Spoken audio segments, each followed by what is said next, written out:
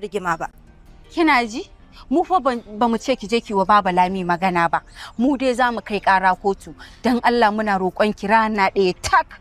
Kawai ki je ki magana ke ma ki sa baki ki ba da shaida a kotu ki ce a baki gadon ki kai da ƴaƴanki ko baby. Magana gaskiya ne kin ga sai ki hada da wannan kuɗin sai kin ga ki musu gini mai kyau na alfarma mai kyau. To kuma ku huta.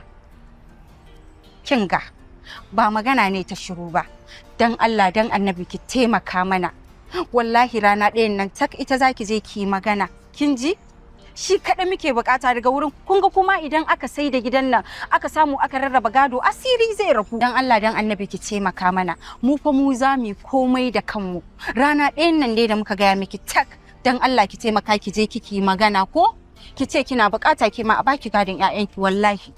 Kuma asirin ku ya rufu.